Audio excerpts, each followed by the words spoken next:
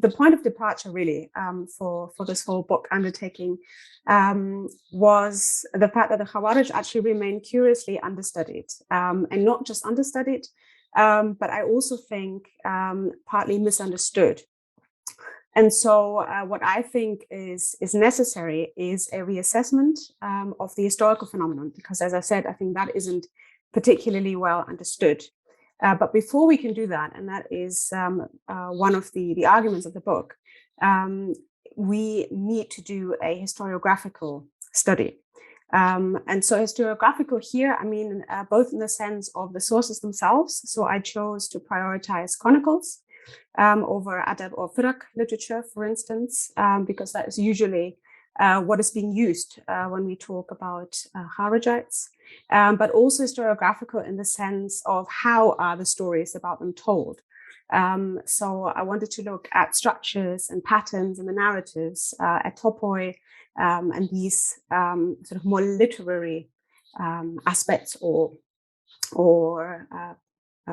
characteristics of the stories about them. And so in short, I wanted to investigate the narrative role and function of the Khārijites in the early Islamic historical tradition.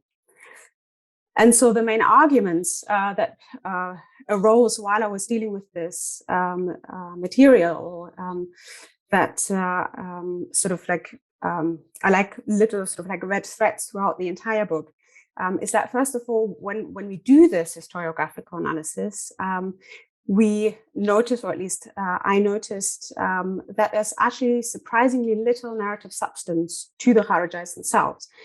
So for all that they occur all over the place in the early history of Islam, their identity is actually quite static and collective. And the second argument, and that is sort of built on that, is that Khārijite history is not necessarily told as an end in itself, but that it also, or perhaps even mainly, serves as a tool to discuss other issues and to contrast other issues and other actors and other events. And so what this means is that the portrayal of the early Khārijites is standardized and thus also dehistoricized.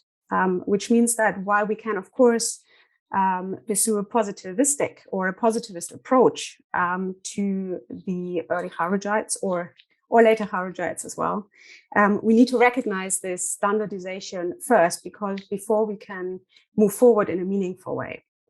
So that is the basic sort of frame and the basic arguments of the book.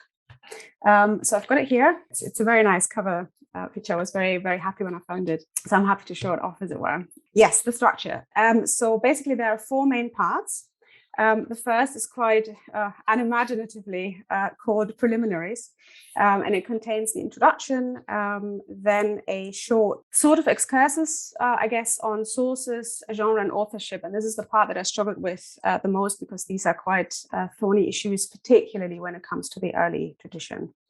And then an overview of the history of early Khārijism. And early Khārijism in the context of this book really means from their at least alleged origins at the Battle of Siffin in 657 to the end of the reign of Abd al-Malik, so 705 of the Common Era. And so in order to provide sort of like a frame for the reader, and especially the reader who maybe isn't quite as familiar with Khārijite history as I now am, I hope this overview serves quite well. And it also meant that I didn't have to continuously repeat what I was going to say. Repeat the historical context. The second part is called Early Islamic Historiography and Literary Khārijism. And it contains 3 chapters. The first is sort of a general approach to or overview of scholarship on Islamic historiography and also on Khārijite history. And then the second and third chapters in this part basically talk about general features of the portrayal of Kharijism. So what are the common themes that reoccur? What are characteristics that we encounter again and again? Some certain kinds of stories that recur in the narratives. Basically, what makes up Kharijism in general in the early historical tradition. The third part then looks at chronological case studies. So it looks at narratives of Kharijite origins, so from Siffin until the murder of Ali ibn Abi Talib. The second chapter looks at Kharijism during the reign of Muawiyah, and then the third chapter, which is probably the most substantial, looks at Kharijism from the second fitna, and here I count from the death of Muawiyah until the death of Abdul Malik. And basically what I try to do in these three chronological case studies is to tease out some of the main themes that I think the authors and transmitters of the early historical tradition were trying to highlight. So this is basically what I said is one of the main arguments of the book, that Kharijism is used to illustrate and to contrast other actors and other issues. I'm trying to put this into practice here. And then the final part is just called Observations and Conclusions. And basically it's one chapter which tries to, in a way, summarize more general observations about the source material itself that are made in the, over the course of my engagement with the source material on the Khārijites. So, for instance, I'm trying, I'm hoping at least, to make a small contribution to this long-ranging debate on whether proto-Sunni and proto-Shi'i sources should be viewed differently, or whether they approach the subjects in a different way, whether it makes sense to distinguish between two source corpora, or whether really we should be talking about the early Islamic historical tradition in general. And then the last part is just a conclusion where I'm pulling together the main threads and also trying to show some ways in which we can move forward. So what I don't do in this book is trying to reconstruct early Islamic history, or rather early Kharijite history, but rather to show what are some of the pitfalls, what are some of the challenges, and then how can we move forward. So basically, it started with my MPhil thesis, which I wrote on Kharijite poetry. And this was the first time that I was confronted really with the lack of scholarship on the Khārijites, and also some of the source issues that everyone has to deal with who works on the early Islamic period.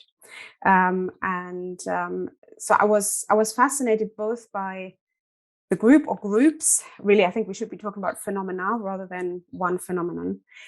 So I was fascinated with the Khārijite phenomena, but I've also always had a real interest in historical writing. So in how people talk about their past and how they're trying to make sense of the past and the whole process that is involved in creating a historiographical body of work, as it were.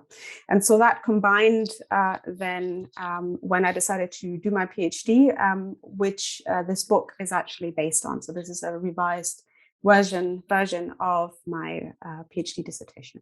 I think in the first place, graduate students and researchers in the field who have some interest in Islamic history and historiography, of course, in the Khārijites, but also in questions of rebellion and civil strife, and how these issues were discussed and approached, managed or not, in the early tradition, because of course the Khārijites actually play play quite an important role in, for instance, the legal discourse on how to deal with rebels and bandits.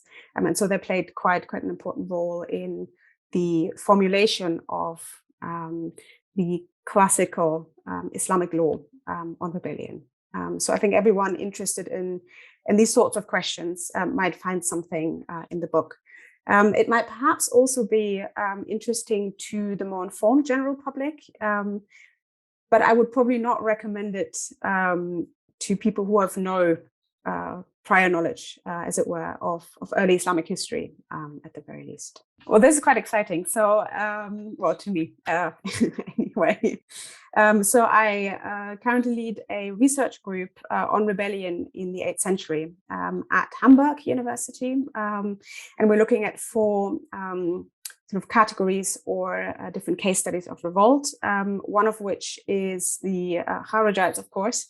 So that is my sub-project. And basically what I'm trying to do as part of this project is almost a continuation of this book project, because what I want to embark on now is an actual reassessment of the historical phenomenon.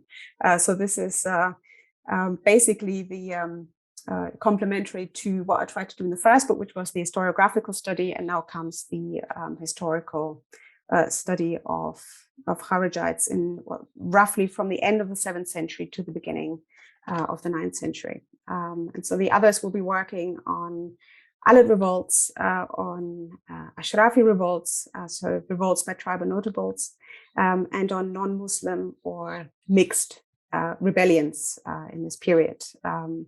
Got a few years ahead of us, and I'm very, very excited to see what comes out of this project.